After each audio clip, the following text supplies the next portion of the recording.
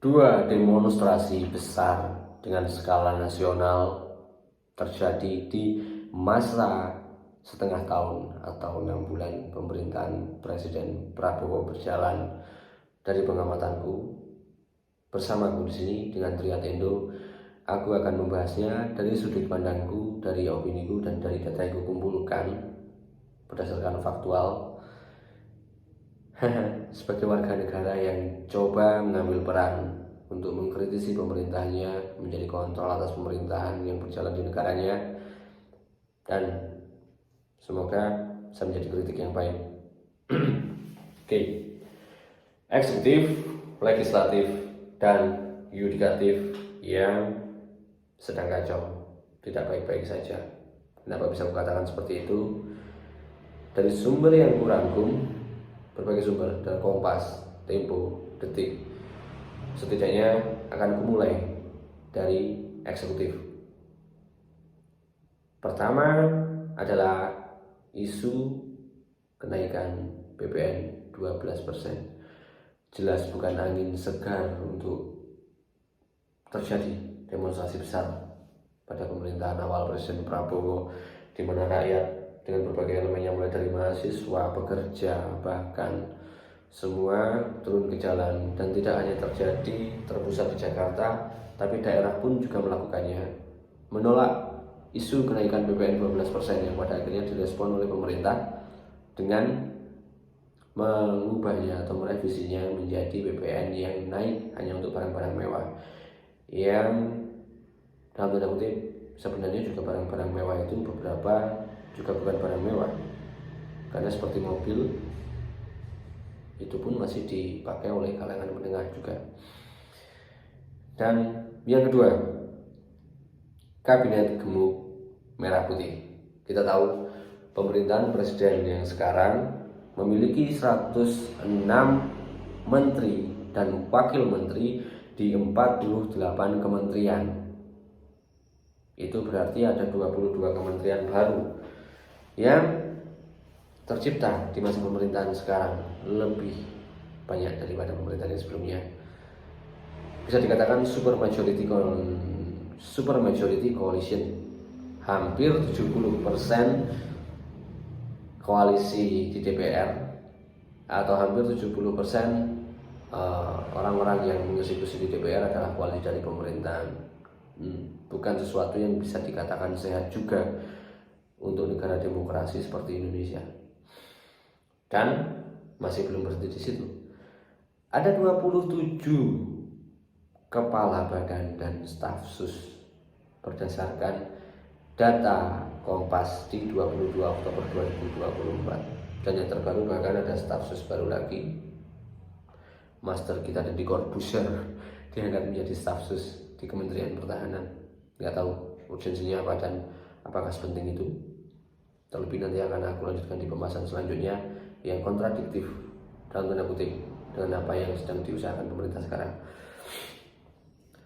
Poin ketiga adalah kebijakan makan bergizi gratis yang terkesan gerasa-gerusu. Kenapa bisa berkata seperti itu? Yang kita tahu di lapangan adalah saat-saat pertama dan bahkan mungkin sampai sekarang belum merata. Pelaksanaannya belum merata bahkan. Dan yang paling kacau adalah banyak menu yang ternyata tidak sesuai atau malah mungkin downgrade dari apa yang dijanjikan sebelumnya oleh pemerintah. Dan ada menu-menu yang aneh, nggak sesuai. Aneh, nggak sesuai apa ya? Bingung juga mau menjelaskannya. Kalian bisa cek lagi aja di Google, di sumber yang terpercaya, bahwa pelaksanaan makan bergizi gratis menunya itu masih banyak masalah. Ada bahkan makanan yang dimasak dengan belum matang secara sempurna. Konyol, menurutku ini adalah hal konyol, dan apalagi itu diberikan kepada usia anak sekolah. Nggak seharusnya mereka menerima itu ya. Poin selanjutnya atau poin keempat adalah pemangkasan anggaran kementerian dalam rangka efisiensi. Seperti itu kata pemerintah. Tapi nyatanya sektor pendidikan dan sektor kesehatan pun juga disasar. Bukan kabar yang baik. Sektor pendidikan dan sektor kesehatan adalah sektor yang langsung bersinggungan dengan masyarakat, terutama masyarakat kelas bawah yang keadaan perekonomiannya pas-pasan. Mereka dengan perekonomian mereka sendiri sudah pas-pasan, negara yang seharusnya hadir untuk membantu mereka di sektor itu justru memangkas anggarannya. Walaupun apa yang dikatakan oleh pihak dari pemerintah adalah pemotongan anggaran tidak akan berdampak pada pelaksanaannya secara utama dan mainly di sektor tersebut. Itu hanya menyasar beberapa pos anggaran yang tidak berkenaan langsung lah pada intinya. Tapi ternyata toh yang kita temui di lapangan banyak yang memberikan testimoni bahwa sektor kesehatan dan sektor pendidikan nyatanya benar-benar terdampak secara operasional ya. Kalian bisa menanggapinya dan mungkin kalian bahkan punya tanggapan sendiri juga sebelum senior ini aku buat dan upload. Poin kelima adalah revisi Undang-Undang TNI, Polri, Kejaksaan yang dirasa kurang tepat untuk dilakukan saat ini atau mungkin bahkan tidak akan pernah tepat, terutama kaitannya dengan ketakutan bangkitnya dui fungsi ABRI yang pernah terjadi di masa Orde Baru. Mungkin dari kita tidak pernah mengalami apa yang terjadi di masa Orde Baru. Ya, tapi setidaknya kalau kita mau mencari referensi atau literatur bagaimana pemerintahan Orde Baru tersebut berjalan, dikenang dan cukup melegenda dengan tingkat korupsinya yang tinggi. Dan kita tahu bahwa saat pemerintahan Orde Baru berjalan, presiden yang menjabat saat itu, Presiden Soeharto, banyak memberikan jabatan-jabatan strategis di level pemerintahan atas, sekelas menteri, bahkan diisi oleh orang-orang militer, dan menimbulkan semacam overpower pada pemerintahan yang pada akhirnya mereka mungkin menciptakan hegemoni, merasa bahwa I can do anything, I can do everything. Dan itulah yang terjadi dan direkam oleh sejarah kita, korupsi yang luar biasa di era Orde Baru. Ketakutan yang sama sekarang mungkin saja bisa terjadi dengan terjadinya atau disahkannya revisi undang-undang ini nanti, terutama pada revisi undang-undang TNI. Poin selanjutnya, revisi undang-undang Minerba. Oke, sebelum lanjut ke revisi undang-undang Minerba, ada satu yang kelewatan. Revisi undang-undang TNI tentu jelas akan membiaskan bagaimana seharusnya atau menghilangkan batasan mungkin ya lebih tepatnya antara militer dengan sipil. Tentu itu adalah dua hal yang seharusnya terpisah. Dan secara pengadilan saja, pengadilan militer dan pengadilan sipil sudah dibedakan. Nggak bisa untuk dilihat secara sama. Dan pada kenyataannya akhir-akhir ini banyak kasus yang melibatkan kekerasan, terutama yang dilakukan oleh personil atau anggota dari militer, dan pun sudah diputuskan oleh pengadilan militer bahwa memang ternyata ada anggotanya yang bersalah. Ketakutan yang terjadi di masyarakat yang ditangkap saat ini, dan aku menangkapnya adalah ketika dui fungsi ABRI benar-benar berjalan, batas-batas itu akan semakin bias. Dan sesuatu yang overpower dan sesuatu yang sudah tumpah dari mangkoknya tentu akan jadi sesuatu yang tidak baik. Ya, kita lihat, semoga itu tidak terjadi. Itu adalah kekhawatiran. Dan semoga dengan apa yang saya sampaikan dalam sinarku kali ini mungkin bisa menjadi sesuatu yang nggak tahu akan didengar atau enggak tapi oleh pemerintah. Tapi saya sudah menyampaikan, aku sebagai warga negara punya KTP, aku diakui sebagai warga negara Indonesia. Aku merasa aku punya hak dan aku punya kesempatan untuk menyuarakan ini, walaupun ini adalah suara yang kecil. Tapi mungkin ketika teman-teman juga dapat melakukan hal yang sama, ketika suara yang kecil tadi terakumulasi, kritik masyarakat yang keinginannya atau sifatnya adalah untuk mau membangun negara dan pemerintahnya menjadi lebih baik, menjadi punya barrier, menjadi punya kontrol, seharusnya menjadi sesuatu yang berdampak. Oke, dari revisi Undang-Undang TNI, Polri, dan Kejaksaan, aku lanjutkan ke poin selanjutnya, atau ini adalah poin ke-6. Revisi Undang-Undang Minerba yang menurutku sangat mengkhawatirkan dan ini sangat kacau. Lingkungan hidup kita di Indonesia, terutama alamnya yang asri, hutan-hutannya yang sudah terjaga ratusan tahun, terancam semakin terganggu dan terancam punah dalam waktu yang mungkin tidak lama dengan adanya revisi Undang-Undang Minerba yang sudah disahkan. Bukan lagi BUMN dan perusahaan swasta yang seperti kemarin bisa mengelola tambang, tetapi bahkan sekarang BUMD, perguruan tinggi, ormas keagamaan, dan bahkan UMKM bisa memperoleh izin konsesi atau pengelolaan tambang. Dengan tanpa poin itu saja sudah banyak kerusakan alam yang diakibatkan oleh pertambangan. Tidak yakin apakah dengan sesuatu yang bisa kukatakan semacam obral untuk semua orang atau banyak orang, mungkin bukan semua atau banyak orang bisa dengan lebih mudah mengelola pertambangan, juga akan tentu berbanding lurus dengan kerusakan alam yang bisa ditimbulkan. Kekhawatiran ini tentu bukan sesuatu yang melebih-lebihkan. Kita hidup berdampingan dengan alam, tidak hanya dengan satwa, tapi kita hidup dengan juga fauna. Ada flora dan fauna di situ. Ketika keseimbangan sudah tidak lagi terjadi, kerusakan alam makin masif, dan Indonesia belum benar-benar bisa move on ke energi baru terbarukan dan terus-menerus tergantung dengan energi konvensional yang sudah terbukti menciptakan dampak kerusakan lingkungan. Akan berapa lama alam kita bisa bertahan dengan kondisi yang layak untuk ditinggali? Poin selanjutnya adalah poin ke-7. Statement presiden yang tidak seharusnya bahkan mungkin disampaikan oleh seorang presiden dengan kapasitasnya sebagai presiden. Yang pertama, statement presiden tentang deforestasi untuk perluasan lahan sawit. Untuk menambah luasan lahan atau tanaman sawit, nggak usah takut dengan yang namanya deforestasi. Toh, sawit kan juga tanaman. Dia adalah pohon yang punya daun dan bisa menyerap karbon dioksida. Iya, tidak salah.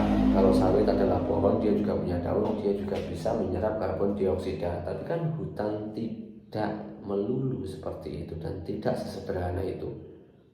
Di hutan banyak diversifikasi tanaman, di hutan banyak sekali flora dan fauna yang hidup di dalamnya, dan mereka nggak bisa dong kalau hidup hanya dengan tanaman sawit. Emang ular kobra makan sawit? Emang elang makan sawit? Emang harimau makan sawit? Kan enggak. Kan kita juga udah belajar dari SD bahwa keseimbangan ekosistem adalah sesuatu yang penting dan kita harus bisa hidup berdampingan menjaga itu. Bahkan sudah diajarkan ya dari sejak kita sekolah dasar. Poin yang kedua dari statement presiden yang bahkan sudah atau mungkin tidak seharusnya dikeluarkan oleh beliau, wacana pengampunan koruptor. Bisa disebut seperti itu karena bahkan presiden sendiri yang mengatakan, dan akan kutip kalimatnya dengan sama plak ketiplak persis. Hai para koruptor yang merasa pernah mencuri dari rakyat, kalau kau kembalikan yang kau curi, ya mungkin kami maafkan. Dan ini disampaikan di Kairo, Mesir saat beliau menghadiri pertemuan bersama pelajar di sana pada Desember 2024. Memaafkan koruptor yang sudah mencuri dari rakyat. Oke, mungkin yang dikorupsi dikembalikan.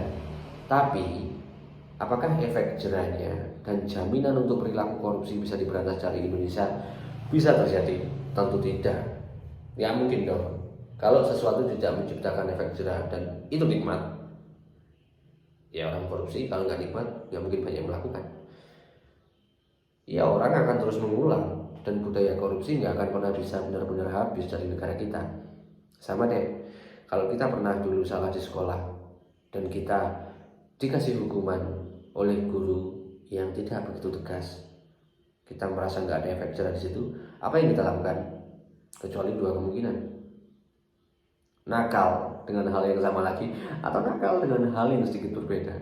Tapi kita nggak pernah benar-benar bisa memperbaiki sikap nakal kita untuk benar-benar bisa belajar dan memperbaiki kesalahan loh. Dan wacana membangun penjara khusus koruptor di tempat terpencil ini konyol, menurutku ini sangat konyol. Sejak dari zaman Gayus Tambunan viral, dan ada lagunya Andaiku Gayus Tambunan bisa pergi ke Bali, dan dia terpotret oleh media dan wartawan menonton pertandingan olahraga. Seorang napi koruptor yang kasus korupsinya waktu itu gak kecil dan menjadi sorotan publik masih bisa loh pergi dari tahanannya dan ketahuan kepergok lagi nonton pertandingan olahraga. Itu aja dia ditahan di lapas yang berada di kawasan tidak jauh dari pemukiman, dan ya mungkin media juga masih bisa mengawasi, wartawan masih bisa mengawasi. Ini malah mau ditempatkan di tempat terpencil. Mungkin kalau ditempatkan di pulau, dari jauh kita bisa lihat tuh, temboknya megah, keliling, tembok tinggi tuh. Tapi kan kita nggak tahu di dalamnya mungkin ada spring bed, ada kulkas, ada mesin cuci, ada AC, ada fasilitas karaoke, ada meja biliar, ada TV dan segala macamnya, bisa nonton Netflix. Atau bahkan yang paling parah, nggak salah kalau masyarakat membayangkan ada helipad untuk helikopter bisa terbang, dan mereka bisa dengan lebih mudah lagi untuk pergi keluar dari situ.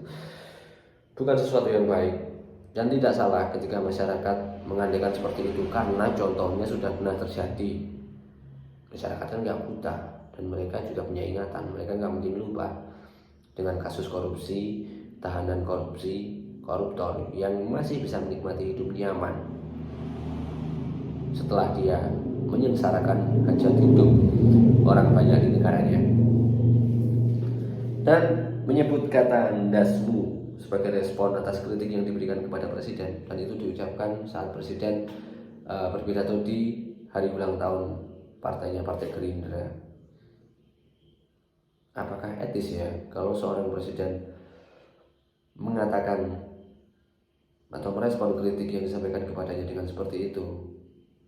Aku rasa seharusnya beliau tidak mengatakan hal seperti itu, karena bagaimanapun juga kritik dari rakyat harus diterima dengan respon hati yang legowo, bukan dengan malah mengatakan dasmu. Karena jujur saja aku sebagai orang Jawa, dasmu itu konotasinya adalah konotasi kata yang kasar, dan itu diucapkan ketika seseorang tidak terima atas suatu kondisi. Ya bagaimana kalau sudah seorang kepala negara dikritik tapi tidak terima? Kan pada akhirnya masyarakat, terutama aku dengan kultur Jawa terbiasa dengan ya mengetahui kalimat-kalimat dasmu dipergunakan mengartikan yang seperti itu.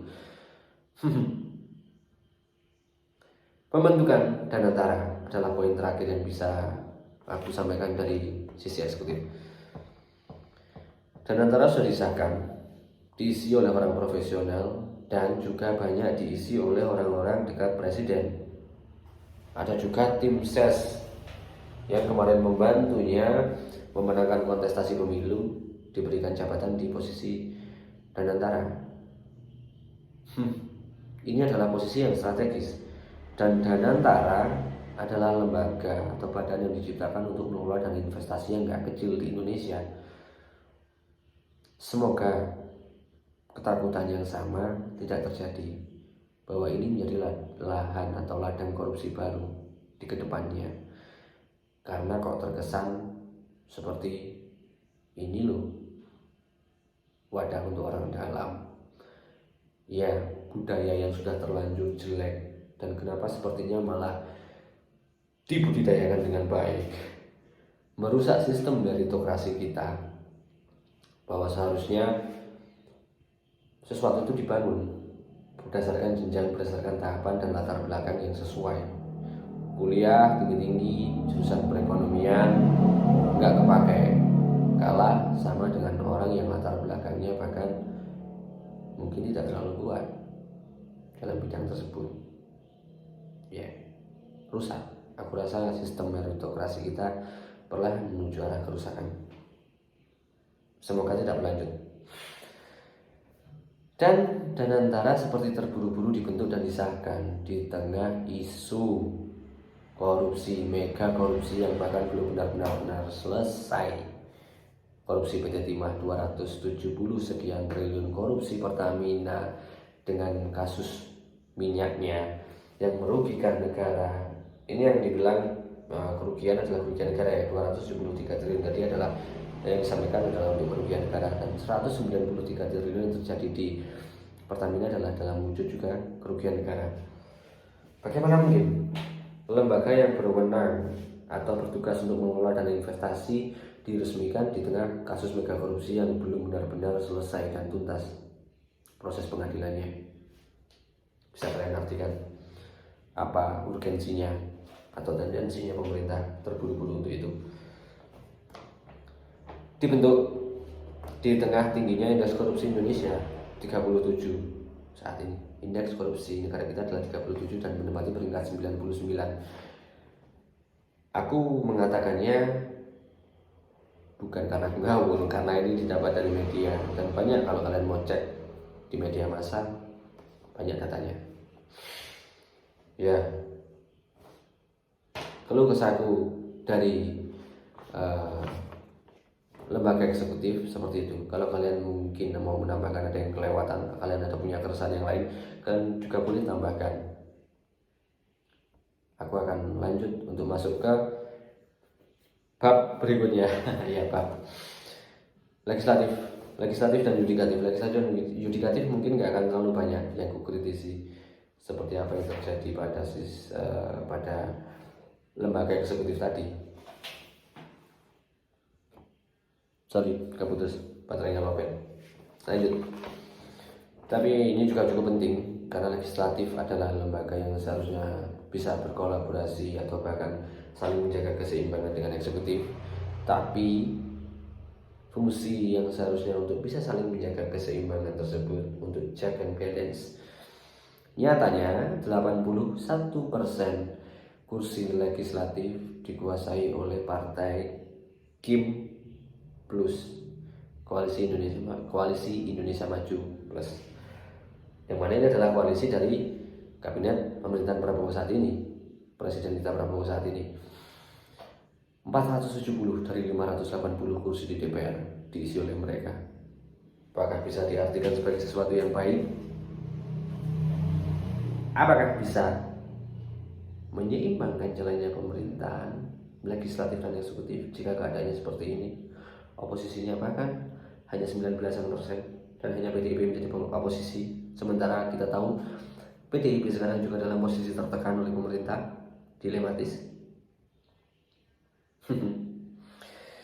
Dan undang-undang perampasan aset yang semakin lama rasanya semakin sulit untuk mencapai kata disahkan. Padahal undang-undang perampasan aset ini adalah salah satu kunci yang penting juga untuk negara kita bisa melakukan pemberantasan tindak pidana korupsi. Tapi justru bahkan yang dikerjakan oleh DPR adalah rancangan undang-undang yang lain, termasuk rancangan undang-undang TNI, Polri, dan Kejaksaan. Yang jelas-jelas rakyat tidak menghendaki, dan rakyat justru cenderung takut ketika undang-undang itu tadi disahkan. Rakyat lebih butuh undang-undang perampasan aset untuk disahkan terlebih dahulu.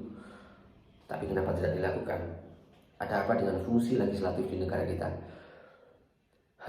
Sepertinya dikatakan oleh Bapak Bambang Pacul di periode DPR yang kemarin, bahwa untuk mengesahkan rancangan undang-undang tentang perampasan aset harus melobi ketum. Harus ngobrol dulu sama ketum partai. Oke enggak? Boleh enggak disahkan? Balik lagi dong, kalau rakyat mau tanya, bisa dong, boleh dong. Sebenarnya tuan rakyatmu itu, konstituenmu itu, yang kamu nomor satukan itu rakyat atau partai.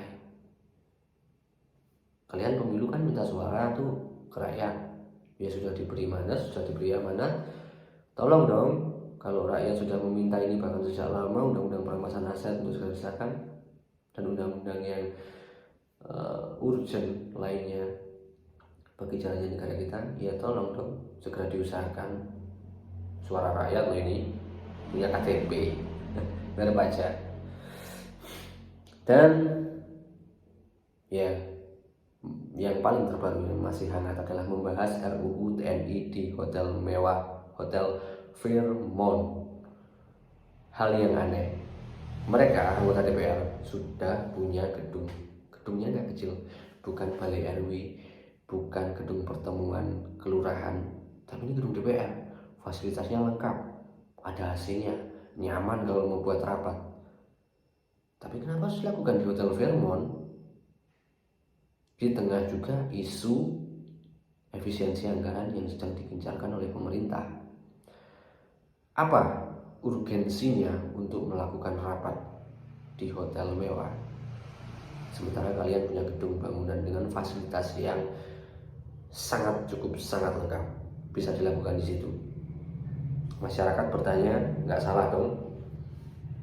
Atau memang ada hal lain yang masyarakat nggak boleh tahu dan akan terkesan seperti undang-undang yang sebelumnya juga pernah disahkan secara diam-diam dan surprise, ingin mengejutkan masyarakat? Masyarakat bertanya kali ini, tapi tolong jangan menjawab dengan surprise yang membuat rakyat muak lagi pada akhirnya ya. Legislatif, oke, sudah dariku. Aku akan mulai masuk ke yudikatif sekaligus yang terakhir. Utamanya adalah kepada kejaksaan, lembaga penegakan hukum di negara kita.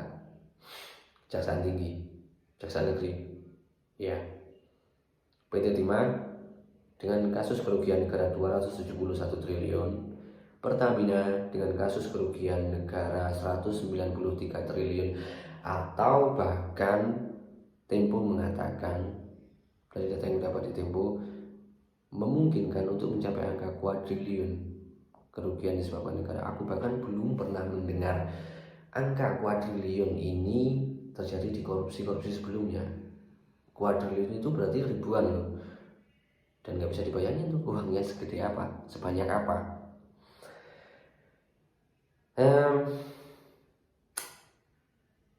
Ya, vonisnya mungkin baru aja diupdate atau diperbarui atau diperberat oleh perguruan tinggi. Bukan perguruan tinggi, jangan tuh maklum, ini udah jam 12 malam bahkan aku membuat siniar ini. Udah diperbarui oleh pengadilan tinggi, yaitu dengan terdakwa tersangka MP Gunawan sudah dijatuhi hukuman 10 tahun dan denda 500 juta subsidiar 6 bulan. Harvey Muiz yang dari 6,5 tahun menjadi 20 tahun. Helena Lim dari 5 tahun menjadi 10 tahun. Dan Tamron, nggak tahu Tamron ini siapa. Mungkin Tamron itu siapa ya, temannya Harvey Muiz mungkin. Aku juga nggak kenal dan nggak mau kenal sama Tamron, orang dia koruptor kok. Dari 8 tahun ke 18 tahun oleh Pengadilan Tinggi DKI pada Maret 2025. Puas? Enggak. Kalau mau ditanya sebagai rakyat apakah mendengar hukuman atau vonis ini puas? Tentu tidak. Gini loh, mendengar korupsi waktu aku masih kecil ya, waktu aku masih SMP, aku mulai tahu korupsi itu apa dan mulai mendengar banyak berita kasus korupsi dan vonisnya. Kerugian negara yang angkanya sekian miliar, belum puluhan, belum ratusan miliar, dihukum di atas 10 tahun, itu bagiku kok kayak udah ringan banget ya. Karena ya miliar kan bukan uang yang kecil, apalagi untuk orang-orang biasa, bukan elit. Dan ini kerugiannya udah mencapai ratusan triliun. Yang aku takutkan adalah akan terbentuk semacam peningkatan standar, mungkin peningkatan standar, mungkin bahasa yang lebih mudah dicerna. Korupsi sekian puluh miliar atau sekian ratus miliar itu mungkin dibandingkan dengan angka yang ratusan triliun tadi, pada akhirnya nanti akan menjadi nominal yang tidak terlalu besar dan tidak terlalu diributkan karena kelas korupsinya udah ratusan triliun nih. Dan pada akhirnya membandingkan atau menganggap vonis hukuman itu juga menjadi lebih tidak berat. Yang mulanya mungkin mendengar korupsi sekian miliar dihukum sekian tahun atau sekian belas tahun, itu dianggap ringan. Tapi dengan adanya korupsi ratusan triliun dan hanya dihukum di bawah puluhan tahun atau paling banyak tadi adalah 20 tahun, ya jadi pertimbangan, jadi pembanding dong. Masyarakat jadi mungkin juga mikir, kelasnya cuma segitu, hukumannya segitu kali ya. Kalian mungkin bisa nangkap ya, maksudku adalah hukuman yang semakin lama semakin dipandang sebelah mata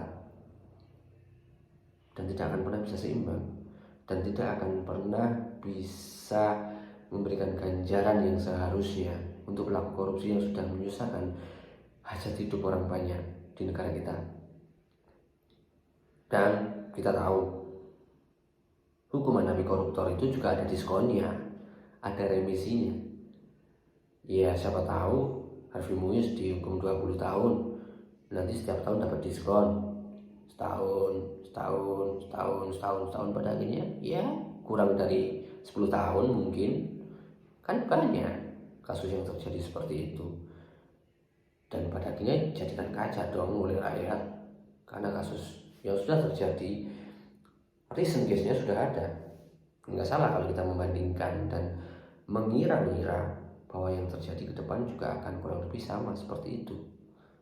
Karena dalam hukum Indonesia belum ada angin segar yang benar-benar membawa optimisme bahwa penegakan hukum di negara kita sudah lebih baik, jauh lebih baik. Belum, menurutku belum. Dari yang gue amati sebagai warga negara, belum. Dan di kasus korupsi Pertamina ada satu berita yang menggelitik menurutku. Ada petinggi BUMN dengan posisi yang sangat prestis di BUMN menemui Jaksa Agung Burhanuddin pada tengah malam di awal Maret 2023. Sebagai masyarakat, sebagai rakyat, mikir dong. Kalau di berita sih dikatakan rapat bersama Jaksa Agung. Ini kenapa ya kasus lagi panas-panasnya? Tiba-tiba aja tuh waktu Rizal Khalid namanya disangkutin oleh kasus korupsi Pertamina, petinggi BUMN dengan posisi yang sangat prestisius ini menemui Jaksa Agung tengah malam dengan dalih yang disampaikan adalah rapat. Apakah memang benar-benar rapat?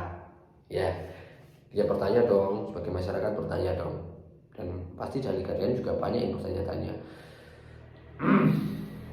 Sebegitu rumitkah kondisi di negara kita saat ini dengan ukuran pemerintahan baru yang baru berjalan setengah tahun bahkan? Ya kita tahu masa jabatan pemerintahan itu kan 5 tahun. Ini baru berjalan setengah tahun, berarti 1/10. Baru 10% pemerintahan berjalan. Kenapa rasanya sudah sekacau ini? Dan balik lagi, aku di sini hadir sebagai rakyat, aku di sini hadir sebagai masyarakat yang punya hak untuk bersuara dan menjadi kontrol atau barrier terhadap jalannya pemerintahan. Ketika aku sudah merasa bahwa lembaga legislatif, Dewan Perwakilan Rakyat yang katanya mewakili rakyat, sudah menjadi kongsi erat dengan pemerintahan yang sekarang berjalan. Masihkah mereka bisa mengkritisi? Masihkah mereka bisa melakukan fungsi balancing? untuk jalannya negara. Aku rasa langkah yang paling tepat untuk menjaga negara ini berjalan dengan tetap baik-baik saja dalam tanda kutip adalah ketika rakyatnya seperti aku, seperti kalian mau bersuara agar setidaknya pemerintah dengar. Mereka tahu bahwa mereka bekerja benar-benar diawasi oleh rakyatnya dan rakyatnya bersuara. Bisa dengan demonstrasi di jalan, bisa dengan bersuara melalui siniar seperti ini, bisa dengan nge-tweet atau nge-X sekarang, ia menyampaikan sesuatu dengan postingan atau utas di aplikasi X, bisa lewat Snapgram. Banyak sebenarnya medianya, dan itulah fungsi penting kita sebagai rakyat, karena satu-satunya yang bisa menjaga arah jalannya pemerintahan saat ini agar punya pagar dan terawasi adalah kita, rakyat. Sekian, aku Triat Indo. Ini adalah siniarku, siniar pertama yang pasti jauh dari kata sempurna, karena ini adalah baru pertama kalinya aku melakukan siniar. Dan mungkin dari kejadian-kejadian yang terjadi akan menjadikan bakal untuk siniar-siniar selanjutnya mengawasi, mengkritisi lagi jalannya pemerintahan kita. Dan aku menggunakan contekan karena aku nggak mau mengkritik cuma sebatas sesuatu yang nggak berdasar, hanya menjelek-jelekan. Aku nggak mau, karena tujuanku menyampaikan kritik atau menyampaikan fungsi pengawasan ini kepada pemerintah negara kita adalah ya karena aku ingin pemerintah melakukan tugasnya dengan baik, membuat negara kita berjalan dengan baik, dan rakyatnya dipastikan dihidupi dengan baik oleh negara. Terima kasih, sampai jumpa lagi di lain kesempatan, lain waktu, dan lain siniar bersamaku, Triat Indo. Semoga baik-baik saja kalian di negara kita Indonesia.